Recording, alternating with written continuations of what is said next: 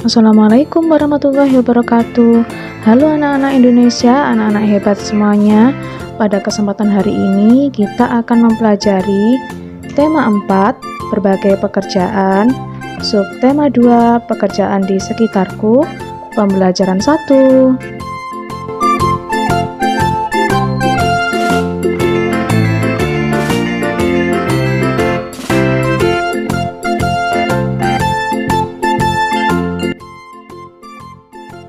Nah, adik-adik, pada hari ini kita akan belajar tentang jenis pekerjaan yang berbeda, yaitu kepala sekolah dan nelayan.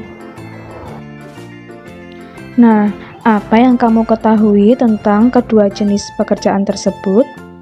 Mari kita bahas bersama-sama. Kita mulai dari kepala sekolah, tempat bekerja di sekolah, tugas, pemimpin pendidikan di sekolah.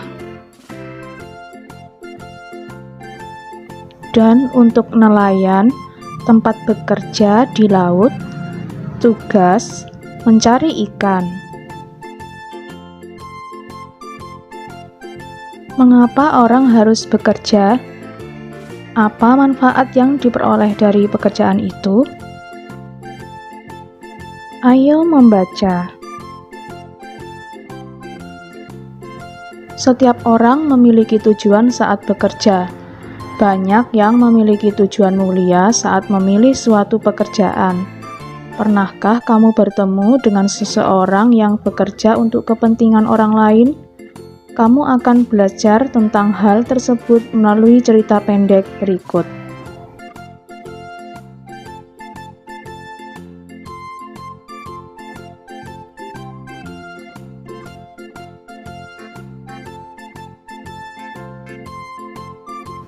Nah, adik-adik, setelah kalian membaca cerita tadi, yuk kita jawab pertanyaannya sama-sama. 1. Sebutkan tokoh-tokoh yang ada dalam cerita di atas. Tokoh-tokohnya adalah Pak Weli, siswa kelas 4, 5, dan 6, ketua RT dan RW, para bapak dan ibu pejabat, dan yang terakhir Pak Seto. 2. Apa yang diharapkan oleh Bapak Weli? Pak Weli ingin Sudin memperoleh pengalaman berharga melalui lomba pidato yang sebentar lagi akan diadakan di tingkat nasional.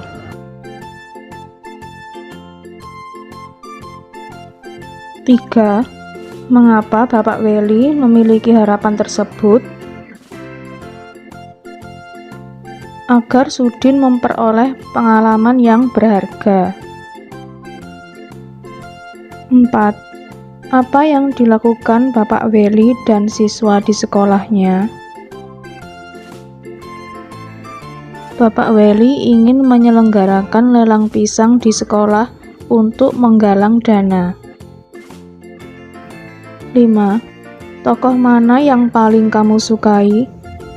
Mengapa? Tokoh Bapak Weli, karena tekad serta usahanya mendukung kemajuan muridnya sungguh tulus dan menyentuh hati. Pekerjaan ayahku adalah seorang nelayan. Aku sangat bangga dengan ayahku. Apakah kamu tahu alasannya? Ayo berdiskusi. Ayah bekerja sebagai seorang nelayan tradisional. Ayah tinggal di kampung nelayan. Ayah pergi melaut pada malam hari. Ayah membawa sampan dan jaring untuk pergi berlayar. Saat berlayar, ayah harus menghadapi ombak dan badai di laut.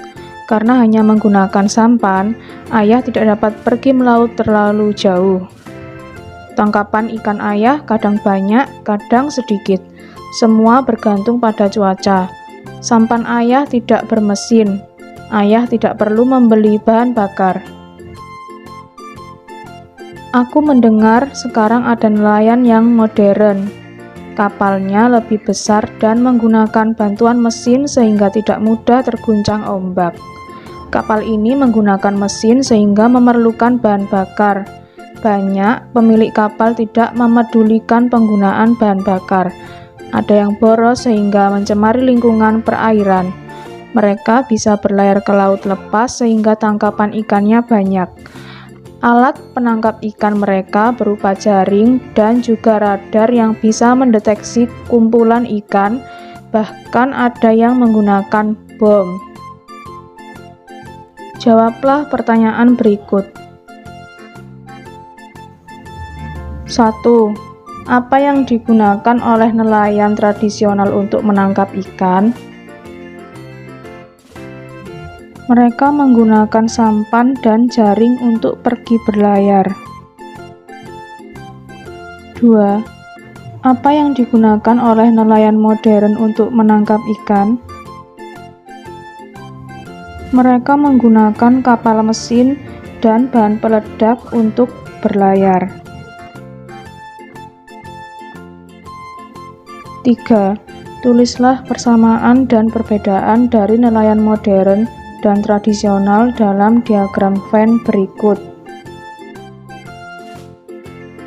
Untuk nelayan tradisional, mereka berlayar menggunakan sampan. Sedangkan nelayan modern, mereka menggunakan kapal mesin dan bahan peledak. Persamaan antara nelayan tradisional dan nelayan modern adalah sama-sama menangkap ikan. 4. Menurutmu, apa yang akan terjadi dengan laut jika semua nelayan menggunakan perahu besar dan perlengkapan modern? Stok ikan di laut akan berkurang dan laut akan tercemar.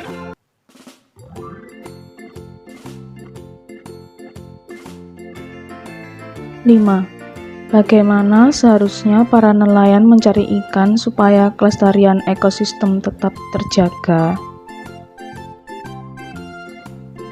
Saat menangkap ikan, nelayan tidak boleh memakai bom, pukat harimau, dan racun. Nelayan juga tidak boleh menangkap ikan berlebihan.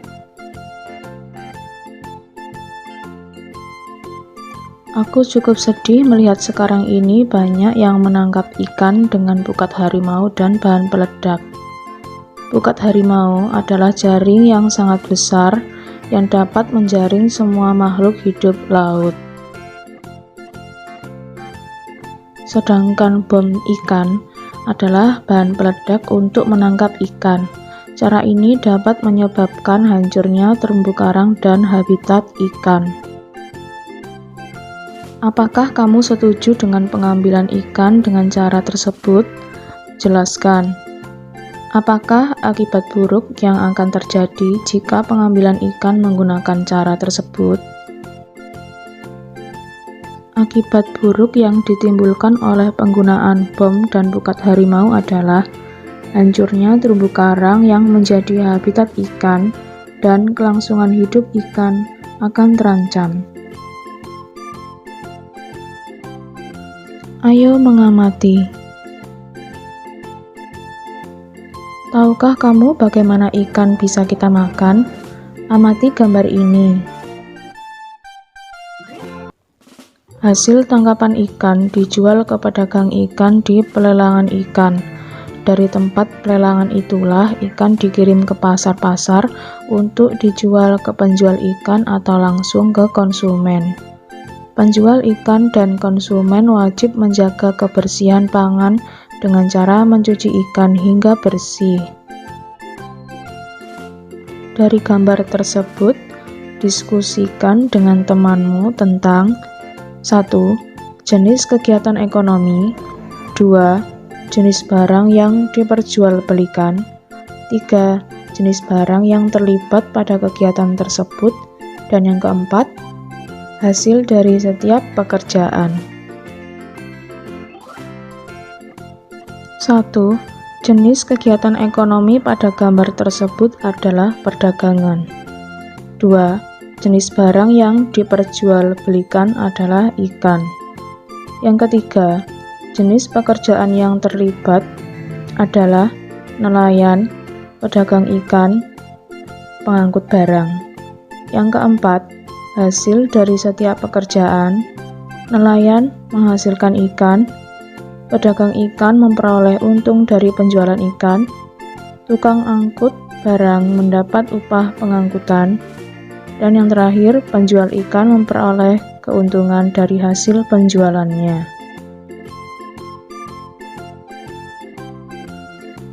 Kegiatan jual beli ada yang berupa barang dan ada pula yang berupa jasa.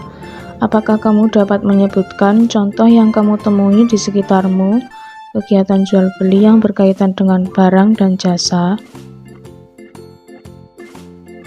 Pekerjaan yang menghasilkan barang. Pekerjaan yang menghasilkan barang adalah pekerjaan yang menghasilkan sesuatu barang yang bisa digunakan oleh orang lain, misalnya pembuat makanan, petani, nelayan, peternak, dan pengrajin. Sedangkan pekerjaan yang menghasilkan jasa, pekerjaan yang menghasilkan jasa adalah suatu pekerjaan yang pelayanannya bisa dinikmati oleh orang lain. Pekerjaan ini tidak menghasilkan barang, misalnya guru, petugas kebersihan, dokter, tukang cukur rambut, polisi, dan sopir. Kesimpulan, pada hari ini kita sudah mempelajari 1. Menilai cerita secara terperinci. 2. Mengidentifikasi dampak penggunaan teknologi bagi keberadaan sumber daya alam dengan tepat. Yang ketiga, menginformasikan perbedaan jenis pekerjaan dalam suatu kegiatan ekonomi secara terperinci.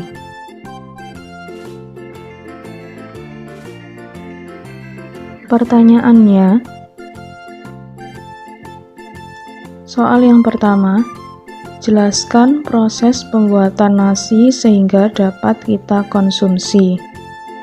Yang kedua, sebutkan jenis-jenis pekerjaan yang terlibat dalam proses pembuatan pakaian. Yang terakhir, jelaskan penggunaan pupuk kimia yang berlebihan.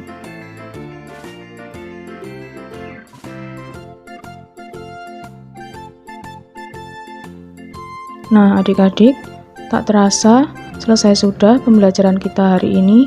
Semoga bermanfaat dan mohon maaf apabila ada salah. Sampai jumpa di pertemuan selanjutnya. Wassalamualaikum warahmatullahi wabarakatuh.